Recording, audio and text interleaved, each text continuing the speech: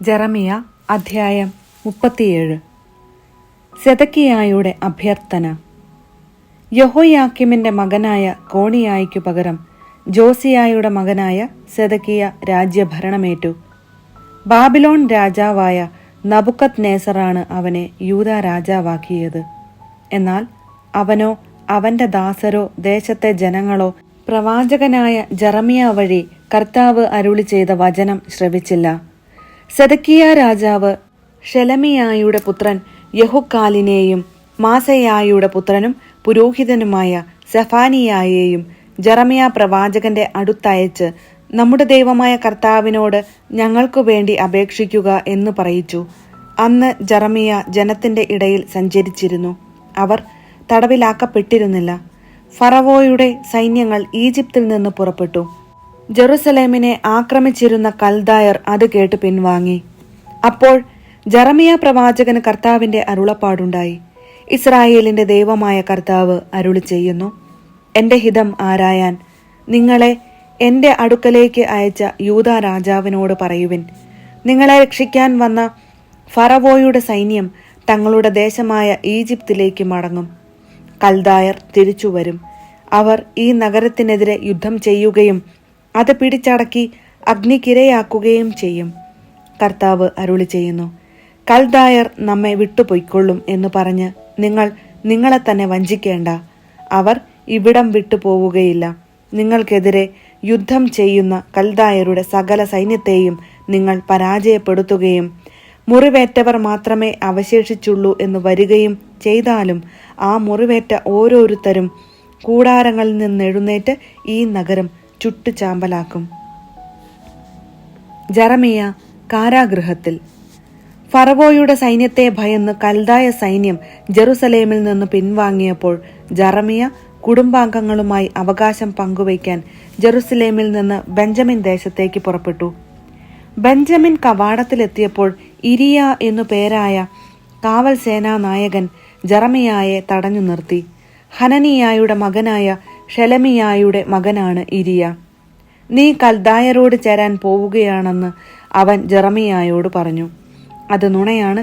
ഞാൻ കൽദായരുടെ അടുക്കലേക്ക് പോവുകയല്ല എന്ന് ജെറമിയ പറഞ്ഞെങ്കിലും അത് സമ്മതിക്കാതെ ഇരിയ അവനെ പിടിച്ച് അധികാരികളുടെ മുൻപാകെ കൊണ്ടുവന്നു. കുപിതരായ അധികാരികൾ ജെറമിയായെ പ്രഹരിച്ച് തടവിലിട്ടു. കാര്യവിചാരകനായ ജോനാഥാന്റെ വീടാണ് കാരാഗൃഹമായി ഉപയോഗിച്ചിരുന്നത്.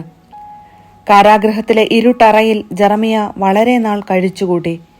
സെദക്കിയ രാജാവ് ജെറമിയായെ ആളയച്ചു വരുത്തി കർത്താവിൽ നിന്ന് എന്തെങ്കിലും അരുളപ്പാടുണ്ടോ എന്ന് രഹസ്യമായി ചോദിച്ചു. ജെറമിയ പറഞ്ഞു, ഉണ്ട്. നീ ബാബിലോൺ രാജാവിന്റെ കൈകളിൽ ഏൽപ്പിക്കപ്പെടും. അനന്തരം ജെറമിയ സെദക്കിയ രാജാവിനോട് ചോദിച്ചു, നിനക്കോ നിന്റെ ദാസർക്കോ ഈ ജനത്തിനോ എതിരായി ഞാൻ എന്ത് തെറ്റ് ചെയ്തിട്ടാണ് നീ എന്നെ തടവിലിട്ടത്? ബാബിലോൺ രാജാവ് നിനക്കും ഈ ദേശത്തിനുമെതിരെ വരുകയില്ല എന്ന് നിങ്ങളോട് പ്രവചിച്ച നിങ്ങളുടെ പ്രവാചകന്മാർ എവിടെ? ആകയാൽ യജമാനനായ രാജാവ് എന്റെ അപേക്ഷ കേട്ടാലും എന്റെ വിനീതമായ യാചന അങ്ങ് സ്വീകരിക്കണമേ. ഞാൻ മരിച്ചു പോകാതിരിക്കാൻ കാര്യവിചാരകനായ ജോനാഥാന്റെ ഭവനത്തിലേക്ക് എന്നെ തിരിച്ചയക്കരുതേ. ജെറമിയായെ കാവൽപുരത്തളത്തിൽ സൂക്ഷിക്കാനും നഗരത്തിലെ അപ്പം തീരുന്നതുവരെ അപ്പക്കാരുടെ തെരുവിൽ നിന്ന് ദിവസവും ഓരോ കഷണം അപ്പം കൊടുക്കാനും സെദക്കിയ രാജാവ് കൽപ്പിച്ചു. അങ്ങനെ ജെറമിയ കാവൽപുരയുടെ തളത്തിൽ വസിച്ചു. ജെറമിയ അധ്യായം 38. ജെറമിയ കിണറ്റിൽ. മത്താന്റെ പുത്രൻ ഷഫാത്തിയ, പാഷൂറിന്റെ പുത്രൻ ഗദാലിയ, ഷെലമിയായുടെ പുത്രൻ യൂക്കാൽ, മൽക്കിയായുടെ പുത്രൻ പാഷൂർ എന്നിവർ ജെറമിയ ജനത്തോട് ഇപ്രകാരം പറയുന്നത് കേട്ടു. കർത്താവ് അരുളി ചെയ്യുന്നു, ഈ നഗരത്തിൽ വസിക്കുന്നവരെല്ലാം വാളും ക്ഷാമവും പകർച്ചവ്യാധിയും വഴി മരിക്കും. എന്നാൽ കൽദായരുടെ അടുക്കലേക്ക് പോകുന്നവർ ജീവിക്കും. കൊള്ള മുതലായിത്തീരുന്ന അവർക്ക് ജീവൻ നഷ്ടപ്പെടുകയില്ല. ഈ നഗരം ബാബിലോൺ രാജാവിന്റെ സൈന്യങ്ങളുടെ കയ്യിൽ ഏൽപ്പിക്കപ്പെടും. അവൻ അത് കീഴടക്കുകയും ചെയ്യും. കർത്താവ് അരുളി ചെയ്യുന്നു. അപ്പോൾ പ്രഭുക്കന്മാർ രാജാവിനോട് പറഞ്ഞു, ഇവനെ വധിക്കണം. ഇപ്രകാരമുള്ള വാക്കുകൾ കൊണ്ട് നഗരത്തിൽ അവശേഷിച്ചിരിക്കുന്ന സൈന്യങ്ങളെയും ജനങ്ങളെയും ഇവൻ നിർവീര്യരാക്കുന്നു. ജനത്തിന് നന്മയല്ല നാശമാണ് ഇവൻ ആഗ്രഹിക്കുന്നത്. സെദക്കിയ രാജാവ് പറഞ്ഞു, ഇതാ അവൻ നിങ്ങളുടെ കൈകളിലാണ്. നിങ്ങൾക്കെതിരെ യാതൊന്നും ചെയ്യാൻ രാജാവിന് സാധിക്കുകയില്ലല്ലോ. അവർ ജെറമിയായെ കാവൽപ്പുരയുടെ മുറ്റത്തുണ്ടായിരുന്ന കിണറ്റിലേക്ക് ഇറക്കി. രാജകുമാരൻ മൽക്കിയായുടെ കിണർ എന്നറിയപ്പെടുന്ന അതിലേക്ക് അവനെ കയറിൽ കെട്ടിത്താഴ്ത്തി. കിണറ്റിൽ ചെളിയല്ലാതെ വെള്ളം ഇല്ലായിരുന്നു. ജെറമിയ ചെളിയിൽ താണു. അവർ ജെറമിയായെ കിണറ്റിൽ താഴ്ത്തിയെന്ന് കൊട്ടാരത്തിലുണ്ടായിരുന്ന എത്യോപ്യക്കാരനായ എബദ് മെലക് എന്ന ഷണ്ടൻ കേട്ടു. രാജാവ് ബെഞ്ചമിൻ കവാടത്തിൽ ഇരിക്കുകയായിരുന്നു.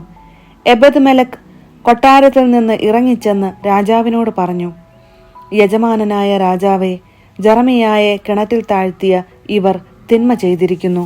അവൻ അവിടെ കിടന്ന് വിശന്നു മരിക്കും. നഗരത്തിൽ അപ്പം തീർന്നു പോയിരിക്കുന്നു. രാജാവ് എത്യോപ്യക്കാരനായ എബദ് മെലക്കിനോട് കൽപ്പിച്ചു, നീ ഇവിടെ നിന്ന് 3 പേരെയും കൂട്ടിക്കൊണ്ട് ജെറമിയ പ്രവാചകനെ മരിക്കുന്നതിന് മുൻപ് കിണറ്റിൽ നിന്ന് കയറ്റുക. അതനുസരിച്ച് എബദ് മെലക്ക് ആളുകളെയും കൂട്ടിക്കൊണ്ട് കൊട്ടാരത്തിൽ വസ്ത്രം സൂക്ഷിക്കുന്ന മുറിയിൽ നിന്ന് കീറിയ പഴന്തുണികളെടുത്ത് ജെറമിയായ്ക്ക് കിണറ്റിലേക്ക് കയറുവഴി ഇറക്കിക്കൊടുത്തു. ഈ പഴന്തുണികൾ കക്ഷത്തിൽ വച്ച് അതിനു പുറമെ കയറിടുക എന്ന് അവൻ ജെറമിയായോട് പറഞ്ഞു. ജെറമിയ അങ്ങനെ ചെയ്തു. അവർ ജെറമിയായെ കിണറ്റിൽ നിന്ന് കയറുകൊണ്ട് വലിച്ചു കയറ്റി. ജെറമിയ കാവൽപ്പുര തളത്തിൽ വാസം തുടർന്നു. സെദക്കിയ ഉപദേശം തേടുന്നു. സെദക്കിയ രാജാവ് കർത്താവിന്റെ ആലയത്തിന്റെ 3-ാം കവാടത്തിലേക്ക് ജെറമിയ പ്രവാചകനെ ആളയച്ചു വരുത്തി. ഞാൻ നിന്നോട് ഒന്ന് ചോദിക്കാം, ഒന്നും മറച്ചു വയ്ക്കരുത് എന്ന് പറഞ്ഞു. ജെറമിയ സെദക്കിയായോട് പറഞ്ഞു, ഞാൻ പറഞ്ഞാൽ നീ എന്നെ കൊല്ലുകയില്ലേ? എന്റെ ഉപദേശം നീ സ്വീകരിക്കുകയില്ല. അപ്പോൾ സെദക്കിയ രാജാവ് ജെറമിയായോട് രഹസ്യമായി ശപഥം ചെയ്തു പറഞ്ഞു, നമുക്ക് ജീവൻ നൽകിയ കർത്താവാണേ, ഞാൻ നിന്നെ വധിക്കുകയോ വധിക്കാൻ ശ്രമിക്കുന്നവരുടെ കൈകളിൽ ഏൽപ്പിച്ചു കൊടുക്കുകയോ ഇല്ല. അപ്പോൾ ജെറമിയ സെദക്കിയായോട് പറഞ്ഞു, ഇസ്രായേലിന്റെ ദൈവമായ സൈന്യങ്ങളുടെ കർത്താവ് അരുളി ചെയ്യുന്നു, ബാബിലോൺ രാജാവിന്റെ പ്രഭുക്കന്മാർക്ക് നീ കീഴ്പ്പെടുകയാണെങ്കിൽ നിന്റെ ജീവൻ രക്ഷപ്പെടും. നഗരം അഗ്നിക്കിരയാവുകയില്ല. നീയും നിന്റെ കുടുംബവും ജീവിക്കും. എന്നാൽ നീ ബാബിലോൺ രാജാവിന്റെ പ്രഭുക്കന്മാർക്ക് കീഴ്പ്പെടുന്നില്ലെങ്കിൽ ഈ നഗരം കൽദായരുടെ കൈകളിൽ ഏൽപ്പിക്കപ്പെടും. അവർ അത് ചുട്ടുചാമ്പലാക്കും. അവരുടെ കൈകളിൽ നിന്ന് നീ രക്ഷപ്പെടുകയില്ല. സെദക്കിയ രാജാവ് ജെറമിയായോട് പറഞ്ഞു, കൽദായർ തങ്ങളുടെ പക്ഷത്ത് ചേർന്നിരിക്കുന്ന യഹൂദരുടെ കൈകളിൽ എന്നെ ഏൽപ്പിച്ചു കൊടുക്കുകയും അവർ എന്നെ ഉപദ്രവിക്കുകയും ചെയ്തേക്കുമെന്ന് ഞാൻ ഭയപ്പെടുന്നു. ജെറമിയ പറഞ്ഞു, നിന്നെ അവർക്ക് ഏൽപ്പിച്ചു കൊടുക്കുകയില്ല. ഞാൻ നിന്നോട് പറയുന്ന കർത്താവിന്റെ വാക്ക് കേൾക്കുക. നിനക്ക് ശുഭം ഭവിക്കും. നിന്റെ ജീവൻ സുരക്ഷിതമായിരിക്കും. എന്നാൽ നീ കീഴടങ്ങാൻ വിസമ്മതിച്ചാൽ ഇതാണ് കർത്താവ് എനിക്ക് വെളിപ്പെടുത്തിയിരിക്കുന്നത്. യൂദാ രാജാവിന്റെ കൊട്ടാരത്തിൽ അവശേഷിച്ചിരിക്കുന്ന സ്ത്രീകളെ ബാബിലോൺ രാജാവിന്റെ പ്രഭുക്കന്മാരുടെ അടുക്കലേക്ക് കൊണ്ടുപോകും. നിന്റെ വിശ്വസ്ത മിത്രങ്ങൾ നിന്നെ വഞ്ചിച്ചു. അവർ നിന്നെ തോൽപ്പിച്ചു. നിന്റെ കാൽ ചെളിയിൽ താണപ്പോൾ അവർ അകന്നുപോയി എന്ന് അവർ പറയും. നിന്റെ ഭാര്യമാരും മക്കളുമെല്ലാം കൽദായരുടെ അടുക്കലേക്ക് ആനയിക്കപ്പെടും. നീയും അവരുടെ കൈകളിൽ നിന്ന് രക്ഷപ്പെടുകയില്ല. ബാബിലോൺ രാജാവിന്റെ കൈകളിൽ നീ ഏൽപ്പിക്കപ്പെടും. ഈ നഗരം അഗ്നിക്കിരയാവുകയും ചെയ്യും. സെദക്കിയ ജെറമിയായോട് പറഞ്ഞു, ഇക്കാര്യം ആരും അറിയരുത്, എന്നാൽ നീ മരിക്കുകയില്ല. ഞാൻ നിന്നോട് സംസാരിച്ചുവെന്നറിഞ്ഞ് പ്രഭുക്കന്മാർ നിന്റെ അടുക്കൽ വന്ന്, നീ രാജാവിനോട് എന്തു പറഞ്ഞു? രാജാവ് നിന്നോട് എന്തു പറഞ്ഞു? ഒന്നും മറച്ചു വയ്ക്കരുത്, എന്നാൽ ഞങ്ങൾ നിന്നെ വധിക്കുകയില്ല എന്നു പറയുകയാണെങ്കിൽ ഞാൻ മരിച്ചു പോകാതിരിക്കാൻ എന്നെ ജോനാഥാന്റെ ഭവനത്തിലേക്ക് തിരിച്ചയക്കരുത് എന്ന് രാജസന്നിധിയിൽ അപേക്ഷിക്കുകയായിരുന്നു എന്ന് അവരോട് പറയണം. പ്രഭുക്കന്മാർ ഒന്നിച്ചുകൂടി ജെറമിയായെ ചോദ്യം ചെയ്തു. രാജാവ് തന്നോട് കൽപ്പിച്ചതുപോലെ ജെറമിയ അവരോട് പറഞ്ഞു. അവർ അവനെ വിട്ടുപോയി. എന്തെന്നാൽ രാജാവ് നടത്തിയ സംഭാഷണം മറ്റാരും കേട്ടിരുന്നില്ല. ജെറുസലേം പിടിച്ചടക്കപ്പെട്ട നാൾ വരെ ജെറമിയ കാവൽപ്പുര തളത്തിൽ വസിച്ചു.